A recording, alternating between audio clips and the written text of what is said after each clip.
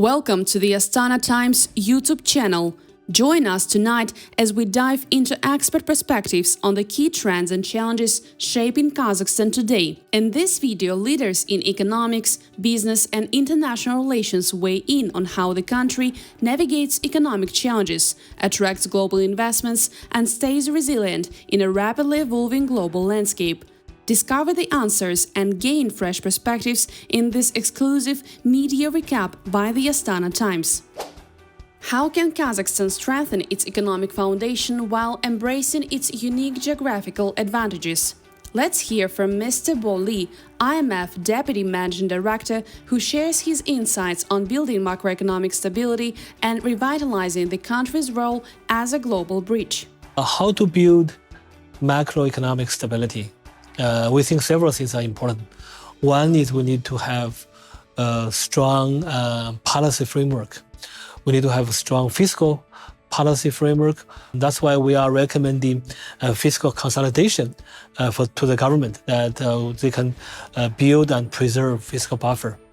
And in addition to fiscal policy and monetary policy, we also need to diversify the economy, because with a diversified economy is more resilient to shocks.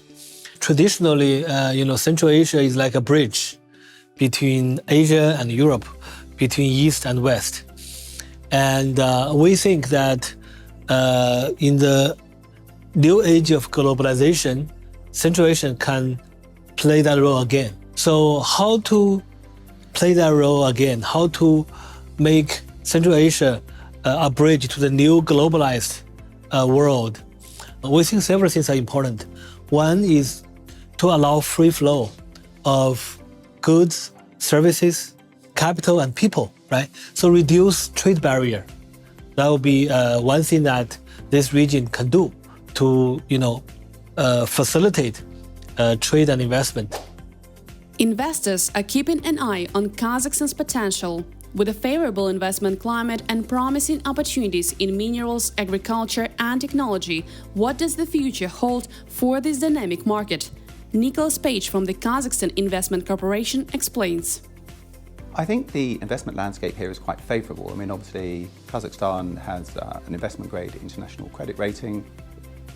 Your actual level of debt to GDP is low, but I think Kazakhstan has a lot of favorable advantages. Obviously, you've got a very rich mineral and oil and gas sort of reserves. There's opportunity to invest in those industries so that they can become a stronger export industry. But also, Kazakhstan has a fantastic agriculture opportunity. With places like Astana Hub, you're investing very actively in the technology industries. All foreign investors want any marketplace to be as easy as possible. They have this sort of wish list of political stability, predictable legal system, easy to understand tax system. Green energy is transforming industries worldwide, and Kazakhstan is positioning itself as a leader in this process. Manuel Andres, head of the Hydrogen Diplomacy Office in Astana, shares the potential of renewable energy and green hydrogen in the region. Kazakhstan is clearly planning to become carbon neutral for now by 2026. Companies are looking at ways to decarbonize their production, to reduce their emissions, and some already have realized that green hydrogen might be the way for their production processes to actually engage into this whole decarbonization. A huge potential for renewable energy here in Kazakhstan. I heard, for example, that the capacity factor for onshore wind energy in Kazakhstan can be as high as in other places on offshore, which is usually much higher. And of course, there's also the space available to build up these capacities for renewable energy. And this overall gives a huge and strong foundation to produce green hydrogen, not just sustainably, but also economically favorable way. Empowered women drive progress. Professor Shumaila Yusufzai explores the role of women in Central Asia and Kazakhstan and how they approach doing business. It's a very interesting question. Now I have traveled across many countries in Central Asia. I think Kazakh women is the most empowered among the whole Central Asian countries I have been to financially, education-wise, in terms of being out, and having more kind of rights. So I think you are in a good position to move forward, and also because you were kind of more nomads than Uzbekistan, so nomad culture give more empowerment to women, compared to settled cultures where there are specific gender roles. So I think that gives more empowerment to women as well. Asset recovery and management are pivotal in advancing governance and accountability. Oliver Stolper, UNODC regional representative, highlights Kazakhstan's proactive efforts to solidify success and set a strong foundation in this critical area. It's a very good step, and it comes, of course, it comes against a historical context where Kazakhstan has already been engaged in the recovery and return and management and disposal of recovered assets for a while, and quite successfully so. So there is a body of knowledge that can be built on, and I think establishing this committee is exactly the right next step.